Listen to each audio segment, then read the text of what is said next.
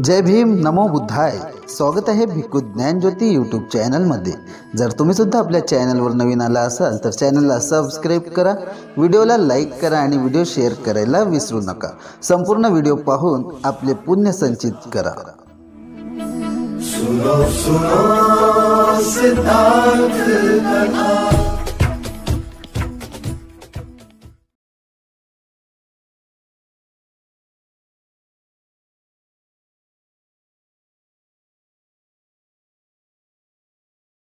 बुद्धं नमामि, धम्मं नमामि, संघं नमामि. महान कारुणिक भगवान बुद्ध, तथागताचा धम्म, सुगताचा भिक्खू संघ या तीन रत्नांना पहिला प्रथम पंचांग प्रणाम.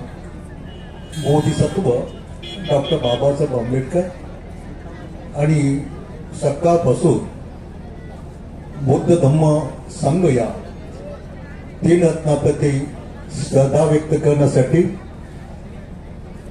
उपस्थित असलेले सर्व धम्म उपासक, उपासिका, बालक तथा बालिकांना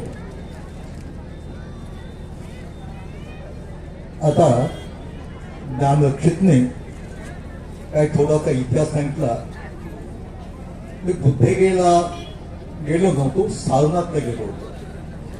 8वी 9वी 10वीत शिकत असताना उन्हाळ्याचे 1.5 महिना पैदल 15 दिवस तिथं राहायचा. आणि तिथे जे भंतीज असतात त्या बारकाईनं अभ्यास करतात. बोलतात कसे, बसतात कसे, खातात कसे, झोपतात कसे, अभ्यास करतात कसे 15 दिवस. आणि त्या ठिकाणी त्यावेळेला त्या संस्थेचे सेक्रेटरी होते भिक्खू यम संघरत्न. आणि मग 65ला मी प्रवचन त्यांच्याकडून घेतली. उद्देश हा होता की श्रीलंकेला जाऊन खूप धम्माचा अभ्यास करावा. पण त्याच महिन्यामध्ये मला माझी उपसंपदा करायची होती. बंद बिमार होते, श्रावस्तीला गेलो होते.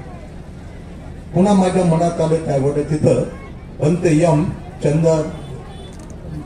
यम नाही, आपले ब्रह्मदेशाचे भंतीजी होते आणि त्यांच्याकडून मग उपसंपदा केली. त्यांच्या उपाध्यायत्व होता. उद्देश हा होता काही वर्षे श्रीलंकेला जावेत आणि काही वर्षे ब्रह्मदेशात जावे आणि सखोल धम्माचा अभ्यास करावा. पण म्हणतात ना, वास्त्रात लंगडी गाय शहाणी. या भागात कोणीच भंतीजी नव्हते. पण सारखे आम्ही हिंडत असतो. 2-2, 3-3, 4-4 महिन्याचा दौरा. एका दिवशी 10-10, 15-15, 20-20 गावाला प्रवचन. सकाळच्या 4 वाजता प्रवचन व्हायचं. सकाळच्या 4 बसून लोक असायचे. आता सध्या किलबिल झाले ना, मग तसे जायचे. मग त्यावेळेला काय करायचं, मी डोळे लावले की प्रवचन 2 घंटे, 3 घंटे, 4 घंटे, 5 घंटे. कधी कधी एकही माणूस तो समोर यायचा डोळे. पण लाऊड स्पीकर होता, लोक घरी बसून जायचे. तर भगवान बुद्धांनी भिक्षूंना आदेश काय दिला, चरत भिक्खवे चारकं बहुजन हिताय बहुजन सुखाय. भिक्षित बौद्धासाठीच नाही, बहुजन हिताय बहुजन सुखाय. आणि म्हणून मी ठरतो तो एकही माणूस समोर असलं तर घरी बसून काय ऐकत असते विचार. तर अशा प्रकारची धम्म श्रवण करताना काही गोष्टी आपण प्रामुख्याने लक्षात दिल्या पाहिजे. डॉक्टर कोणत्याही रोग्याला कोणतेही औषध देत नाही. त्याची तपासणी करतो आणि तपासणी करून त्याचा रोग जाणून घेतो, समजून घेतो, त्याचं निदान करतो आणि मग त्याला तसं औषध देतो.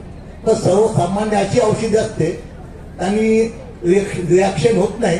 रोग बरा झाला तर बरा झाला, पण वाढत नसतो. असा एक धम्माचा प्राथमिक उपदेश आहे. भगवंत अगदी सुरुवातीला गंभीर उपदेश देत नसतात. आणि अष्टांगिक मार्ग, प्रकृती समुत्पाद सिद्धांत हा एकदम देत नसतात. श्रद्धा, शील, सुगती, दुर्गती, कुशल कर्म, अकुशल कर्म याचा सर्वसामान्य उपदेश देत असतात.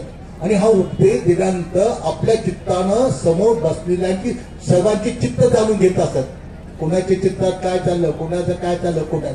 आणि मग जर त्यांच्यामध्ये बुद्ध धम्म संघाबद्दल स्पर्धा उत्पन्न झाली असते, मग भगवान बुद्ध गंभीर उपदेश देत असतात. तर आजच्या प्रसंगी आता साधी एक गोष्ट आहे, तुम्हाला एक उदाहरण देतो. धम्म श्रवण करणं इतकं ते सोपं नाही. धम्म श्रवण करणं खूप कठीण आहे. का ते काही गाथं नाही. राजकथा, यक्षकथा, भूतकथा, देवकथा. भगवंतांनी दिलेला धम्म हा दुःखातून मुक्त होण्याचा मार्ग आहे, सुख शांतीचा मार्ग आहे, जन्म मृत्यूच्या चक्रातून मुक्त होण्याचा माणसाचा मार्ग आहे. माणसानं माणसासारखं कसं वागलं पाहिजे हे बुद्ध धम्मात शिकवतं. माणूस बनणं खूप अवघड आहे. तुम्हाला वाटत आपण माणसं आहोत. माणूस बनणं खूप अवघड आहे की नाही. आणि भगवान बुद्धाचा धम्म सत्वाला माणूस बनवणार. सत्व म्हणजे काय? ज्याच्यामध्ये 5 उपादान स्कंद आहे त्याला सत्व म्हणतात, प्राणी. आणि त्या सत्वाला माणूस बनण्यासाठी भगवान बुद्धाने दिलेला मानव धर्म आहे.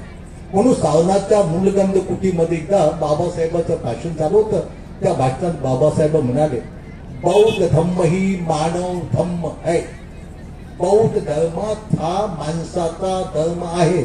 माणसानं माणसासारखं कसं राहावं हे त्याच्या शिकवणं आहे. आपण जर सखोल या धर्माचा अभ्यास केला तर तुम्हाला कळलं की बुद्धाने काय काय शिकवलं. आर्य सत्य, अष्टांगिक मार्ग, प्रतित समुत्पाद सिद्धांत इथं सोडून द्या. काय काय शिकवलं बुद्धानं आहे की नाही. तुम्ही जर अभ्यास केला, नख कसे काढावे, केस कसे काढावे, घास जेवावं कसं, घास केवढा बनवावं, घासासोबत वरण किती घ्यावं, घास बनवल्यानंतर तोंडात कसा टाकावं, तोंडात चावाव कसा, गिराव कसा. एवढेच नाही, लघवी कशी करावी, संडास कसा करावा. काय हा मानव धम्म आहे ना.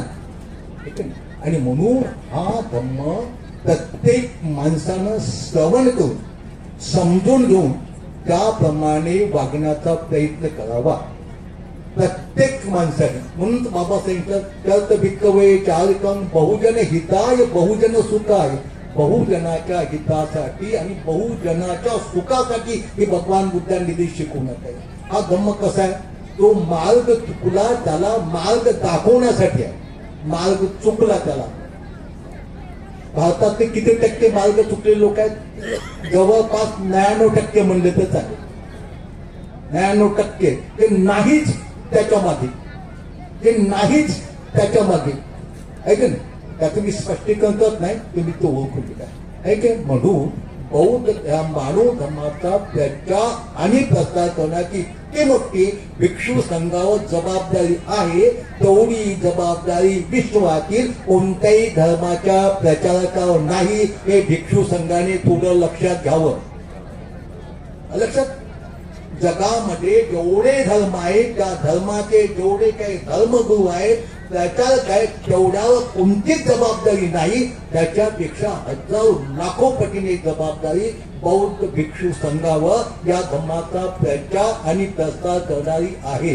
हा मानव धर्म आहे, हा माणसाचा धर्म आहे. माणसानं माणसाची माणसासारखं कसं वागावं हे शिकवून हे बाकीचं नंतर जाऊ द्या. 4 आर्य सत्य, अष्टांगिक मार्ग, प्रतित समुत्पाद सिद्धांत, 4 मार्ग, 4 आल्यानंतर नंतर का माणसानं माणसाशी कसं वागलं पाहिजे हे पहिल्यांदा आपण शिकलं पाहिजे. आणि म्हणून हा धम्म ऐकताना आपली मानसिक अवस्था कशी असली पाहिजे. हा धम्म ऐकताना समजा एका टोपल्यामध्ये पाणी घ्या आणि ते हलवा. त्याचं तोंड पहा, दिसते का? हालत असलेल्या पाण्यामध्ये आपलं तोंड दिसते का? नाही दिसत. पाणी घ्या, त्याचा शेंड कालवा आणि त्याचं तोंड पहा, दिसते का? पाणी घ्या, चुलीवर ठेवा, खालू इस्तर लावा, वाफ पाण्याचे निघाल्या, त्याच्यात तुम्ही तोंड पहा, दिसते का? जेव्हा आपल्या मनाची अवस्था अशी असेल तेव्हा किती भिक्षू ओळखला त्याला काहीच समजणार नाही. चित्त चंचल असेल तर पाणी हायला मी चित्त चंचल, कव्हा संपत्ती की, कव्हा जाऊ की, कसं जाऊ की, आहे की नाही. धम्मदेशना ऐकत असताना मनात राग, द्वेष, लोभ, मोह याचा मळ असेल तर नाही ते. म्हणून धम्मदेशना ऐकणं इतकं सोपं नाही, ऐक नाही. आणि सोपंही तेवढंच आहे, पण केव्हा की जेव्हा तुम्हाला धम्म ऐकण्यासाठी कोणत्या इंद्रियाची आवश्यकता असते ते इंद्रिय तुमच्यात असते तर मग सोपा ऐक ना. मग तुम्ही म्हणाल आमच्यात ते काय इंद्रिय नाहीत का? डोळे नाहीत का? कान नाहीत का? नाक नाही का? तोंड नाही का? शरीर नाही का? मन नाही का? असं साहजिकच त्याचं तुम्ही उत्तर द्या. पण धम्मदेशना ऐकण्यासाठी, धम्मदेशना समजून घेण्यासाठी, समजून घेतलेल्या धम्मदेशनेप्रमाणे आचरण करण्यासाठी या इंद्रियाचा उपयोग होत नाही. आलं लक्षात तुमच्या? मग कोणते इंद्रिय? 37 बोधी पाक्ष्य धर्मामध्ये भगवान बुद्धांनी 5 इंद्रिय सांगितले. 5: श्रद्धा, वीर्य, स्मृती, समाधी आणि प्रज्ञा. हे 5 इंद्रिय आहेत. हे धम्मदेशना ऐकताना, धम्माचं आचरण करताना हे 5 इंद्रिय आपल्यामध्ये असतात. लक्ष तुमच्या आली की नाही? लक्ष तुमच्या? श्रद्धा, श्रद्धा एक इंद्रिय आहे. आपल्याला धम्म समजला नाही, बुद्ध काहीच नाही, 67 वर्षात काही समज नाही. आणि आमच्या भंतेच्या विहार मानला बुद्ध. आता आमची भंती म्हणजे जगातली सर्वात उंच मूर्ती बुद्धाची. काय काय काय भिक्षूनं कोणत्या बुद्धाच्या मूर्त्या बांधल्या पाहिजेत? भिक्षूनं कोणते विहार बांधले पाहिजेत? भिक्षूने ऐक नाही. असे बुद्धाच्या मूर्त्या अशा बनवा की सदैव रात्रंदिवस लोकांना सोबत ठेवता येते. मग लोक म्हणतील हे तर सोप आहे. मग कोणी पोथत घालत, कोणी दंडावर करत सोबत ठेवणार बुद्ध. दंडावर गोंधतात कोणी आपल्या पाठीच्या कपड्यावर गोंधतात. तो बुद्ध नाही. म्हणून लोकांना पहिल्या प्रथम बुद्ध समजून देणे का आवश्यक आहे? बुद्धाला काय समजायचे? बुद्धाला सारे लोक देवच म्हणायचे. बुद्धाला नमस्कार करायला तर लग्न झालं की आमच्या त्या बुद्धाला वधूवर पाया पडायचा. लग्न झाले की आणि पुन्हा लेकरू झाले की मदत काहीच नाही. मला एका मुलीनं नवस केलं. मला नवस बुलढाणा जिल्ह्यातल्या मुलीनं आमच्या इथे शिकली शाळेमध्ये. आणि तिनं शिकली आणि तिनं मनातल्या मनात ठरवलं मला नोकरी लागली की पहिला पगार भंतीला दे. एक दुसऱ्या मुलीनं ठरवलं माझं लग्न होऊन पहिलाच मुलगा झाला की भंतीला दान दे. का तिथे शाळा नाही तिथं आपल्यात पहिलीपासून कॉलेज पर्यंत. मग त्या पोरीला नोकरी लागली ती आली मग दान द्यायला. म्हणजे बाई काऊन दान द्यायची? म्हणजे भंतीजी तुम्हाला नवस करतात. म्हणजे मला नवस म्हणजे कशाचा? की मला जर नोकरी लागली तर पहिला पगार तुम्हाला दे. बाई योगायोगाने लागली म्हणून तू माझी स्तुती केली. तुला नोकरीच लागली नसती तुम्हाला शिवा दिले असतात ना. या भडीवाला नवस केला पण लागे ना. काय भानगडी काय भानगडी काय त्यांचा काही दोष नाही. दोष आमचा आहे. आम्ही त्यांना बुद्ध समजून दिलं नाही. बुद्ध म्हणजे काय, धम्म म्हणजे काय, संघ म्हणजे काय समजून दिला नाही. आणि जोपर्यंत आपलं शरणस्थान, आपलं श्रद्धास्थान, आपलं पूजा स्थानच आपल्याला समजत नाही तर बाकी भानगडी काय करणार? आणि म्हणून पहिला प्रथम भिक्षू भिक्षुणी संघाचं काम आहे की त्यांना बुद्ध समजून द्या. बुद्ध काय?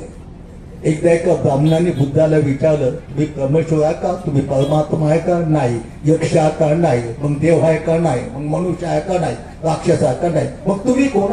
बुद्ध. आता बुद्ध कोण आहे? बुद्धाचा अर्थ काय? बुद्ध म्हणजे दुःखातून मुक्त होण्याचा मार्ग. साधा सोपा अर्थ आहे. दुःखातून मुक्त होण्याचा मार्ग, सुख शांतीचा मार्ग, जन्म मृत्यूच्या चक्रातून मुक्त होण्याचा मार्ग म्हणजे बुद्ध. थोडक्यात त्याची व्याख्या तुम्हाला सांगतो. आणि म्हणून प्रत्येक माणसाला बुद्ध समजला पाहिजे. बुद्धाशिवाय काहीच नाही संसार. काहीच नाही काहीच नाही काहीच नाही. म्हणून तो बुद्ध समजून दिला की हे मूर्त्या प्रेतम हे का बुद्ध. भगवंतांनी आपल्या महापरिनिर्वाणाच्या काही क्षणा अगोदर भिक्षू भिक्षुणीला उपदेश दिलेला आहे. भगवंतांनी माघ पौर्णिमेला घोषणा केली होती की आजपासून 3 महिन्यानं वैशाख पौर्णिमेला भाद्र या ठिकाणी महापरिनिर्वाण होईल. तो क्षण जवळ आला. मग अनंत भिक्षू भिक्षुणी शांत होते. शिक्षक रडत होते, पडत होते, उपासक रडत होता, पडत होता, देवी देवता रडत होते, पडत होते. की काही क्षणानंतर आमचे शास्त्रे, आमचे गुरु, आमचा मार्गदाता आम्हाला सोडून जाणार. मग आमचा गुरु कोण, आमचा बुद्ध कोण, आमचा मार्गदाता कोण? म्हणून त्या बुद्ध काय म्हणाले, माझ्या महापरिनिर्वाणानंतर तुमचा बुद्ध, तुमचा शास्ता, तुमचा मार्गदाता जीवनभर मी ज्या धम्म आणि विनयाचा उपदेश केला तो धम्म आणि विनयच माझ्या महापरिनिर्वाणानंतर तुमचा बुद्ध राहील. लक्षात तुमच्या?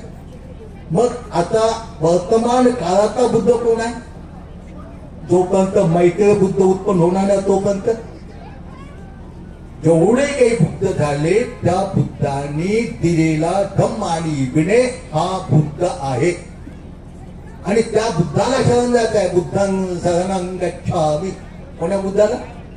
धम्म आणि विनय रूपी बुद्धाला शरण जाणे म्हणजे पाया पडणे नाही, त्याचं अनुसरण करणे, त्याचा आधार घेणे.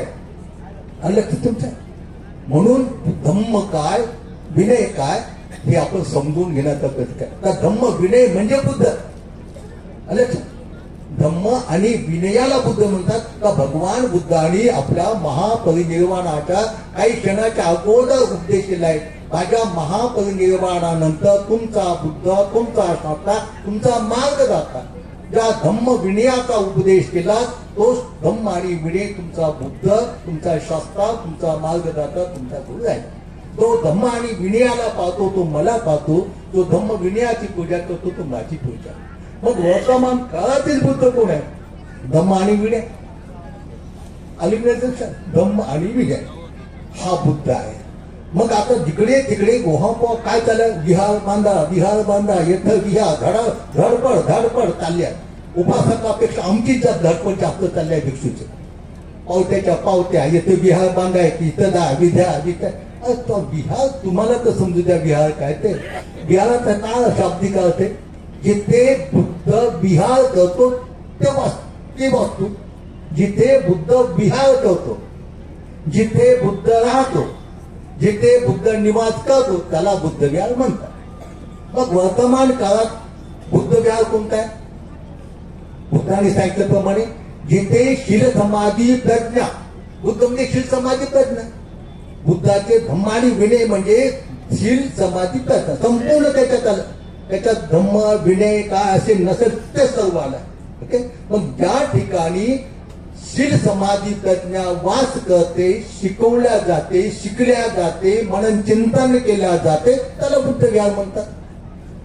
लक्षात तुमच्या?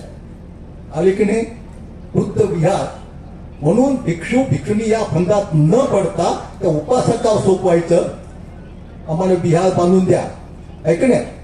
आणि असे विहार आपण बांधण्याचं सुरुवात करायचं. कसे विहार? की सदैव माणसासोबत राहिलं पाहिजे. सदैव माणसासोबत तो बुद्ध राहायला पाहिजे. बुद्ध म्हणजे शील समाधी प्रज्ञा. लक्षात तुमच्या?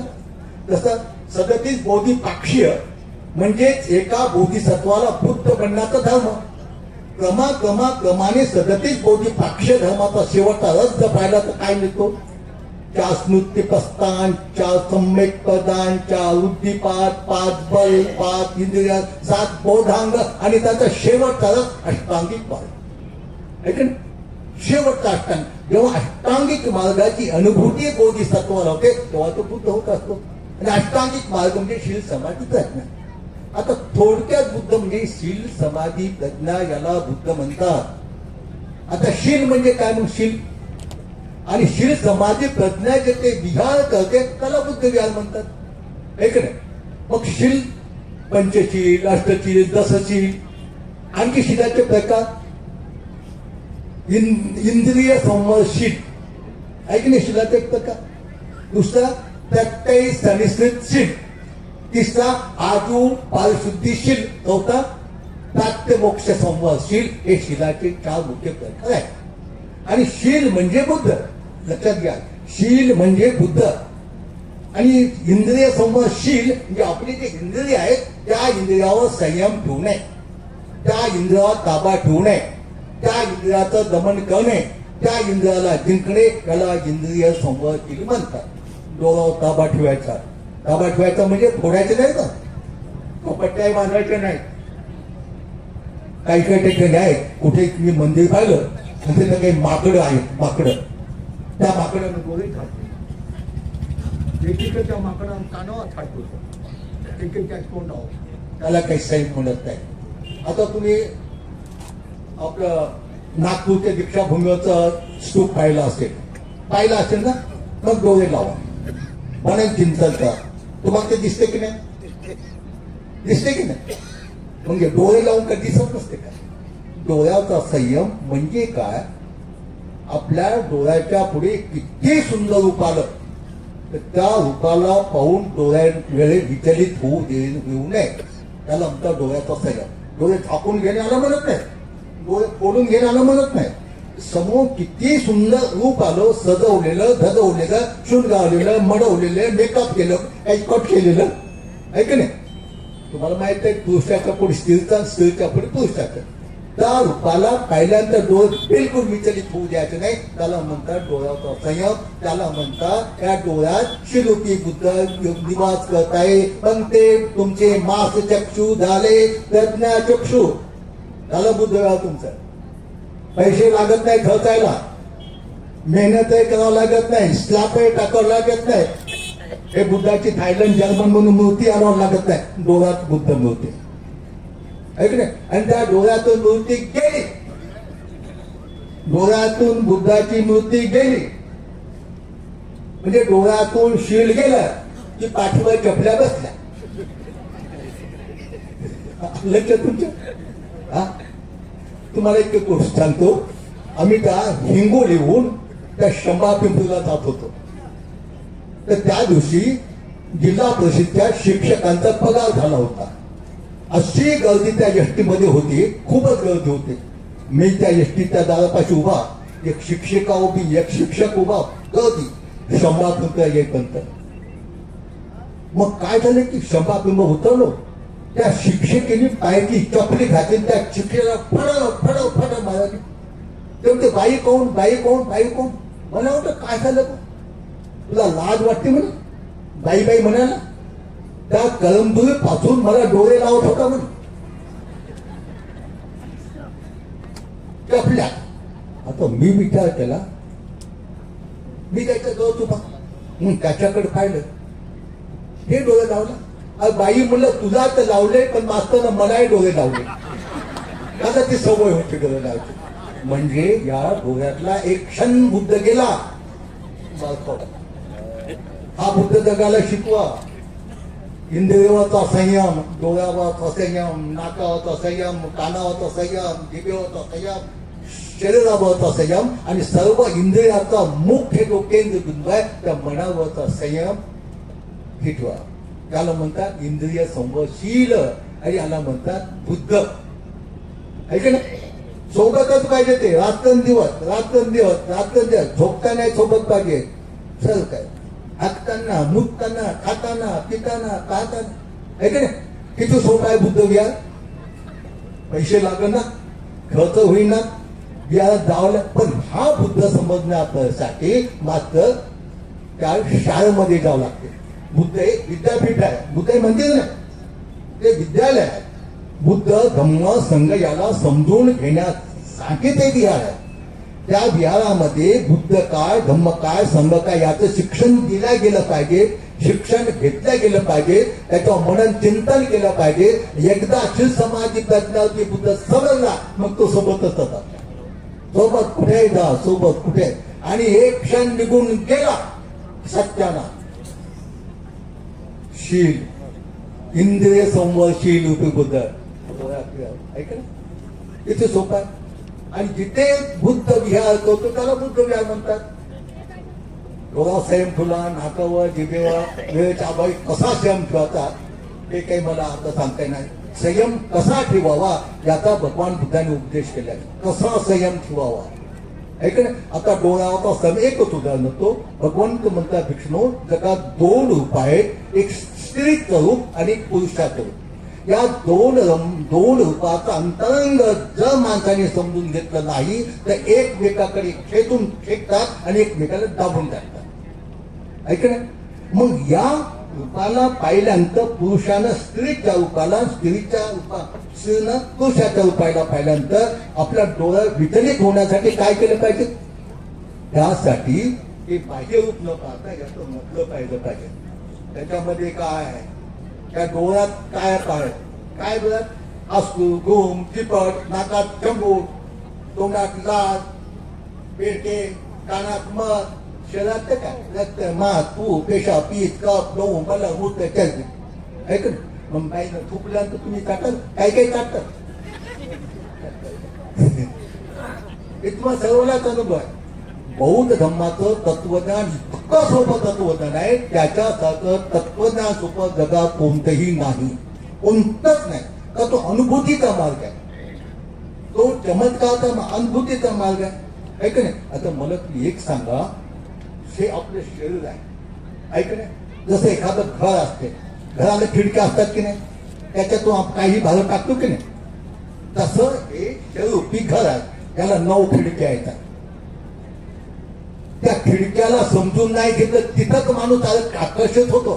ते खिडक्या कशा आहेत? डोळे काय, घुमाचे, चिपड्याचे असतो त्या ठिकाण, नाक, शंभूर, मेकूट याचं ठिकाण, कान, कानबोट ठिकाण, जीभ, तुका, बेडके याच्या ठिकाण, लघवी करतो ते लघवीच्या ठिकाणी, इकडचं संडाच्या ठिकाणी.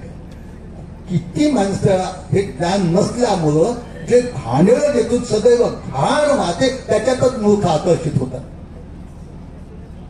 आहे का ना, किती सोपा, त्याच्यात आकर्षित होतात. नाक, हे नाक पोरग नाक कसं तोडते, जिथे तोडते तो समुद्र पडला त्यातून नाही खाते कधी. काय अज्ञान, काय अज्ञान. आणि भगवंताचा धम्म काय अभि दिला नसते का, अज्ञान नाही केलं याच्यामध्ये. पण भगवंतानी सौंदर्याची घृणा केलेली नाही, नीट लक्षात घ्यायला पाहिजे. भगवंताला सौंदर्य, भगवान सौंदर्य प्रिय होते, पण सौंदर्याबद्दल आसक्ती नसली पाहिजे. स्कंद आणि उपादान स्कंद याच्यात फरक आहे. बोधिसत्व भगवान बुद्ध झाल्यानंतर त्यांच्या 5 स्कंद होते की नाही, पण उपादान स्कंद नव्हते. त्या स्कंदामध्ये जे आसक्ती असते त्याला उपादान स्कंद म्हणतात. ऐक ना, तर अशा तऱ्हेनं आपण प्रत्येक माणसाने बुद्ध समजून घेतला पाहिजे. बुद्ध काय? बुद्ध म्हणजे शील, आपल्या संपूर्ण इंद्रियावर संयम ठेवणे, आपल्या इंद्रियाचं दमन करणे. म्हणून बुद्धानं म्हटलं चक्कू न सबल साधू साधू, घाणे न सबल साधू साधू, सोटे न सबल साधू साधू, जिव्हाय सबल साधू साधू, कायेन सबल साधू साधू, मनसानं सबल साधू साधू. आपल्या संपूर्ण डोळ्यावर, नाकावर, कानावर, जिभेवर, मनावर संयम ठेवणं चांगलं आहे. सर्व इंद्रियाचा संयम हा दुःखातून मुक्त होण्याचा मार्ग आहे. आणि म्हणून बुद्ध विहार म्हणजे काय? जिथे शील समाधी प्रज्ञा निवास करते त्याला बुद्ध विहार म्हणतात. म्हणून भिक्षू संघाने असे बुद्ध विहार बांधण्याचा प्रयत्न करा. लोकांना सांगा बुद्ध म्हणजे काय, शील म्हणजे बुद्ध. नाही तर आता हे झालं इंद्र स्रोत, एक प्रकाशिला, दुसरा प्रत्ययनिश्चित शील.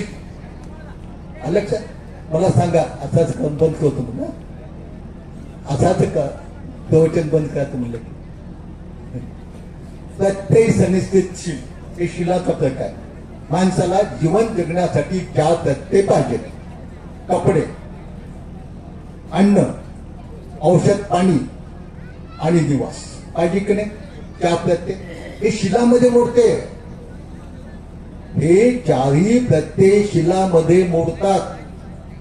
आणि ज्या कारणासाठी जेवण घेतलं पाहिजे, जेवण काय घ्या पाहिजे, बुद्धाने काय सांगितलं? जगच्छा परमं रोगा वदंती बुद्धा, भूक सर्वात मोठा रोग आहे असा बुद्धाने उपदेश केलेला आहे. मग अन्न काय? त्या रोगाला नष्ट करण्याचा औषध. लक्षात अन्न हे औषध आहे, औषध भुकेच्या रोगाला नष्ट करण्याचं औषध आहे ते. मग औषध कोणत्या रोगानं कोणत्या प्रमाणामध्ये किती वेळाला घेतलं पाहिजे, या प्रमाणात नाही घेतलं तर औषधानंच कधी कधी माणसं मरतात रिॲक्शन येऊन. कमी प्रमाण झालं तर रोग बरा होत नाही, जास्त प्रमाण झालं त्यानंच माणसं मरतात. लक्षात तुमच्या काय भगवंताचा मध्यम मार्ग आहे ऐक ना. भेटते म्हणून काही खाऊ का, किती खाऊ का, औषध किती खाते का, गोड लागते म्हणून, वाढलं म्हणून किती खाऊ का, ऐक ना. आणि म्हणून उपासकांनी सुद्धा आमची काळजी घ्यायला पाहिजे. उपासक एका दृष्टीनं आमचे आई वडील आहेत, एका दृष्टीनं आमचे डॉक्टर आहेत, आणि एका दृष्टीनं मग आमचे दुश्मन आहेत. लक्षात आमच्या तब्येतीकडे पाहून आम्हाला खाऊ पिऊ घातलं पाहिजे ऐक नाही ते खा बनतेची गोड, खा बनती गोड, काय बनते जिभेची कटक अशी आहे, सगळं जग खाल्लं ती क्षमत नाही. अग्नी आहे ना ती कामाग्नी, काम वासनेची अग्नी, ती कधी क्षमते का, काही क्षमत नाही. आणि म्हणून जेवण का घेतलं पाहिजे, किती घेतलं पाहिजे, कशासाठी घेतलं पाहिजे याचा विचार करून जेवण घेतलं पाहिजे. त्यात अन्न तावी अन्न मावी म्हणतात. त्या अन्नाबद्दल आसक्ती उत्पन्न, काम वासना उत्पन्न होते, अन्नाबद्दल काम तृष्णा उत्पन्न होते. अन्नाबद्दल सुद्धा आपण पाहतो 14 कसं जास्त मीठ काय, मीठ मीठ मीठ नमकला मग काय झालं, काय काल काल काल आहे की नाही. कपडे शिलामध्ये मोडतात, कपडे शिलामध्ये मोडतात. कपडे का घालावे, हवा लागू नये शरीराला, ऊन लागू नये, थंडी लागू नये, पाऊस लागू नये, जीवजंतू ढसू नये, इज्जत झाकावी याच्यासाठी कपडे आहेत. हा उद्देश सोडून कपडे घातले त्याचा सत्यानाश झाला.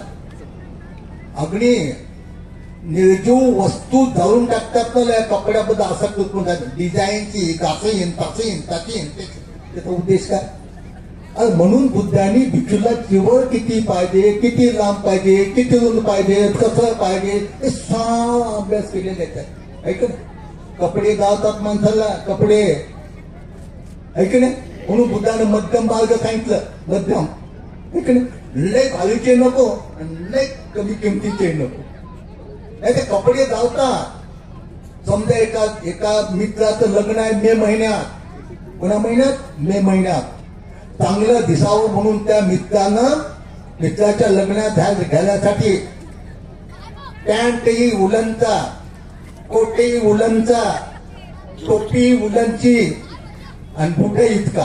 काय त्याची फजित होईल मे महिन्यामध्ये, काय कशी होईल फजित, खामा घुम होईल ना. भगवान बुद्धाचा धम्म बुद्धिवाद आणि विज्ञानवादावर आधारलेला आहे ऐक ना. म्हणून कपडे घालताना पेटते माणूस, कपड्याचा जो उद्देश आहे त्या उद्देशानं कपडे जर परिधान केले नाही तर कपड्यानंच माणूस पेटते. परिधान केलेला पेटते आणि त्याला जो दुसरा पाहतो तोही पेटतो. म्हणून अशी पेटापेटी होऊ नये. तिसरा शिलाचा प्रकार आजीव कालशुद्धीशील, म्हणजे चार प्रत्यय अन्न वस्त्र निवारा औषध पाणी हे मिळवण्यासाठी कोणते उद्योग केले पाहिजे आणि कोणते उद्योग करू नये त्याला सम्यक आजीविका म्हणतात ऐक ना. सम्यक आजीविका म्हणजे कोणते उद्योग केले पाहिजे, कोणते उद्योग करू नये हे भगवान बुद्धांनी उपदेश केलेला आहे ऐक ना. तुम्हाला सांगतो, आमच्या पुराचं विहार बांधत असताना एका साहेबानं 12 टन लोखंडाचे 2 ट्रक पाठवले होते. 12 टन लोखंडाचे 2 ट्रक. मला माहित होते कसं पाठवले. सडकेवर उभे केले तसेच मी वापस केले. ते सम्यक आजीविकेतून नव्हते ते. काय फरक, त्याला समाधान नाही, आपल्याला समाधान नाही, कोणाला काहीच नाही ऐक ना. आणि म्हणून धम्माच्या कार्याला जे आपण दान देतो ते सम्यक आजीविकेतून कमावलेले द्या. त्याला खेड्याच्या भाषेत निलूच्या घाडमातून म्हणतात ते तर त्या दान देणाऱ्या दात्याला समाधान मिळते, शांती सुख मिळते आणि त्याची स्तुती करतात. नाही त्याची स्तुती होत नाही. नंबर 2च्या कामात तुझे काय त्याला म्हणतात हे की नाही. आणि त्यालाही समाधान मिळत नाही त्याला, पण घेणारा खुश होते गोष्ट सगळ्यात खुश होते. आता मग यांनी उदाहरण घातलं, या बाईंनी एक फ्लॅट दिला म्हणते. मुळावरच्या एका देशमुखानं गावाला लागूनच 2 एकर जागा दान दिली. 2 एकर जागा. आज तिथे प्लॉट पाडले तर नाही म्हणत 2-3 कोटी रुपये मिळतात. कोणाला सांगितलं ना मी, कोणाचं नाव नाही ना गाव नाही ठेव नाही काहीच नाही.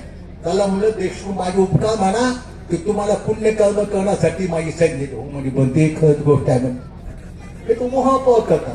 बनते याचं नाव तिचं नाव त्याचं नाव त्याचं नाव काय तुमच्या भानगडी का. आणि मग लोक बाकीचे खुश होतात. पण ते उपाधीने एक गोष्ट सांगितली होती.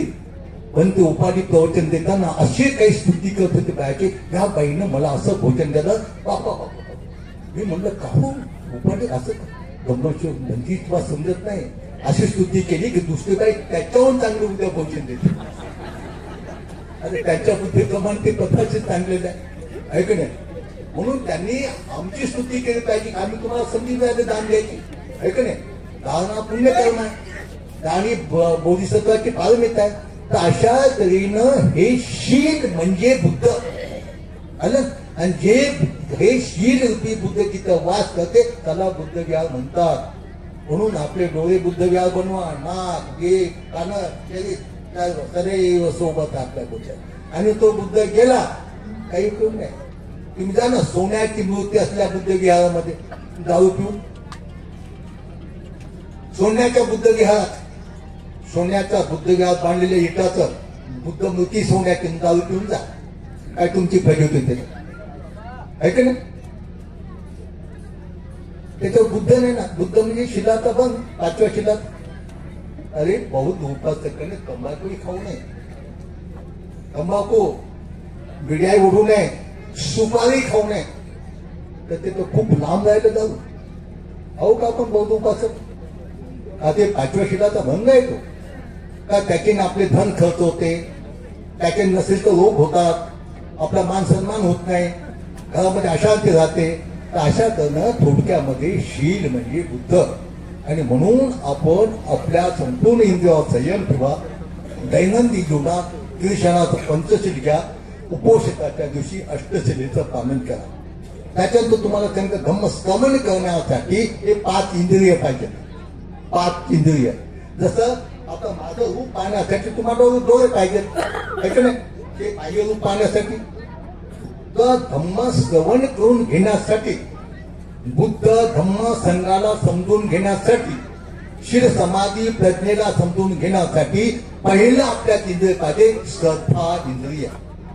आणि ती श्रद्धा कोणापैकी बुद्ध धम्म संघापैकी. इहलोकी परलोकी बुद्ध धम्म संघाशिवाय एकही श्रद्धा स्थान नाही की ज्याच्यावर माणसाने श्रद्धा ठेवल्यानंतर तो दुःखमुक्त होईल. म्हणून नेहमीच बुद्ध धम्म संघाचा शील समाधी प्रज्ञेवर श्रद्धा ठेवा. श्रद्धा एक इंद्रिय आहे. धम्मश्रवण करताना तुमच्यामध्ये श्रद्धा नसेल तुम्ही बसाल काय तर बसाल का. बसणार ना. दुसरं इंद्रिय आहे वीर्य म्हणजे प्रयत्न. मन विचलित होते, प्रयत्न करायचा त्याला त्या विचलित मनाला नष्ट करण्याचा. दुसरं इंद्रिय वीर्य. तिसरं स्मृती. स्मृती म्हणजे स्मरण. आम्ही कशासाठी आलो, आम्ही कशासाठी बसलो, आम्ही काय केलो ही स्मृती पाहिजे. त्याच्यानंतर चौथं समाधी. समाधी म्हणजे मनाची एकाग्रता. स्मृतीचा कट ठेवून प्रत्येकीचे उपदेश करता त्या ठिकाणी आपल्या मनाची एकाग्रता असली पाहिजे समाधीमध्ये. आणि त्याच्यातून मग आपल्याला प्रज्ञा उत्पन्न होते. प्रज्ञा म्हणजे विशुद्ध ज्ञान. त्या विशुद्ध ज्ञानानं दुःख आणि त्या अनात्म समजते. जेव्हा दुःख आणि त्या अनात्म याचं दर्शन माणसाला घडते तेव्हा मनुष्य मी माझं माझ्यासाठी म्हणून काही शेवट करत नाही आणि ते शेवटची अवस्था असते. त्याने माणूस संपूर्ण दुःखातून मुक्त होतो. अशा तऱ्हेने आजच्या धम्मदेशनेमध्ये अधिक 9 पुढे देता धम्मदेशना ऐकताना तुमच्यामध्ये हे 5 इंद्रिय तुम्ही उत्पन्न करा. श्रद्धा, वीर्य, स्मृती, समाधी आणि प्रज्ञा. आता हे 5 इंद्रियच नाही, हे 5 बल आहेत. बल म्हणजे ताकद आहे का नाही. आता बसताना एखाद्या माणसात ताकदच नसते, ते बसते का? नाही बसत ते. आता तुमच्यामध्ये खूप ताकद आहे एका माणसाचं 2 क्विंटल वजन उचलायचं, पण त्याच्यामध्ये श्रद्धा नाही, ते बसेल का? त्याच्यात बल नाही ना. धम्म श्रवण करताना श्रद्धेचं बल पाहिजे, स्मृतीचं बल पाहिजे, वीर्य बल पाहिजे, समाधी बल पाहिजे, प्रज्ञा बल पाहिजे. मग आपण धम्म श्रवण करण्यासाठी दिवसभर बसतो, कंटाळा येत नाही. मला सांगा, मी आता बसलो तर दिवस निघेपर्यंत बोलतो, लघवीला जाईन, पाण्याचा थेंबही पित नाही. का मला माहित आहे मी जे बोलतो ते माझं वचन आहे, ते बुद्ध आहे. भांड्याचं मी मावल्या भांड्या म्हणजे बुद्धाचं वचन सोडून जर दुसरीने सांगू लागलो मग कंटाळा येतो. बुद्ध वचन सांगताना कंटाळा येतच नाही. असे कित्येक उदाहरण आमचे आहेत. अनेक ठिकाणी मंडप मोडून पडले, पावसानं भिजून चिंब मी झालो, ऐक नाही, मी विचलित झालो नाही, तर एकही माणूस उठलं नाही. मग मी प्रवचन संपल्यानंतर काही माणसं चालताना मरतात, काही माणसं भुकेनं मरतात, काही माणसं रोगानं मरतात. आपण ते धम्म श्रवण करता करता पावसानं मेलो असतो, आपल्या जीवनाचा उद्धार झाला असता, ऐक नाही. अरे हा बनते धम्म शिकवताना ऐकता ऐकता मेला, पाऊस पडल्यामुळे जनता ऐकत झाले जीवनाचं सार्थ. मरण हे सत्य आहे, पण कसा मेला, काय करून मेला याला महत्व आहे की नाही. आणि म्हणून जेव्हा जेव्हा तुम्हाला धम्मदेशना ऐकण्याची संधी मिळेल तेव्हा तेव्हा तुमच्यामध्ये बुद्ध धम्म संघाबद्दल श्रद्धा असली पाहिजे, बुद्ध धम्म संघ समजून घेण्यासाठी प्रयत्न केला पाहिजे, स्मृती जागृत पाहिजेत, मनाची एकाग्रता असली पाहिजे. मग आपल्याला तो धम्म समजतो. तर तो धम्म आचरणाचा धम्म आहे. बौद्ध धम्म हा वाचिक धम्म नाही, तो आचरणिक धम्म आहे, तो मार्ग आहे. अष्टांगिक मार्ग म्हणतो ना, मध्यम मार्ग, अष्टांगिक मार्ग, निर्वाणाचा मार्ग. आणि मार्ग ऐकताना चुकला किंवा चालताना चुकतात आपण भटकत नाही का मग, ऐक नाही. आणि म्हणून प्रत्येकाने जेव्हा जेव्हा धम्मदेशना ऐकण्याची संधी मिळेल तेव्हा तेव्हा बुद्ध धम्म संघाप्रती श्रद्धा आपल्यामध्ये उत्पन्न करून स्मृती जागृत होऊन मनाच्या एकाग्रतेने धम्म श्रवण करण्याची आपण दक्षता केली. तर धम्म का श्रवण करावा, धम्म कशासाठी ऐकायचा, काय बुद्धाचं सुखा असा धम्म देशना, सर्वश्रेष्ठ सुख कोणतं हा प्रश्न बुद्धाला जेव्हा विचारला त्यांनी सांगितलं की धम्माचं श्रवण करणं सर्वश्रेष्ठ सुख आहे. सुखो बुद्धान उपादो, बुद्धाची उत्पत्ती सर्वश्रेष्ठ सुख आहे. बुद्धाची उत्पत्ती म्हणजे निश्चित समाज करतात, आपल्यात निर्माण करणं, ऐक नाही. तर अशा जर आपल्याला सुख पाहिजे असेल तर भगवान बुद्धाने हा सुखाचा दुःखमुक्तीचा जो मार्ग दाखवला तो आपण समजून घेण्याचा प्रयत्न करा. समजून घेऊन त्याप्रमाणे वागा आणि वागून दुःखमुक्त घ्या. हीच मी शुभकामना व्यक्त करून छोटीशी माझी धम्मदेशना समाप्त करतो. भवतु सर्वमंगलं, सर्वांचं कल्याण. साधु साधु साधु. असेच नवनवीन व्हिडिओसह भेटू पुढील व्हिडिओमध्ये. तोपर्यंत जय भीम, नमो बुद्धाय. सुनो सुनो सिद्धार्थ कथा, सत्य कथा.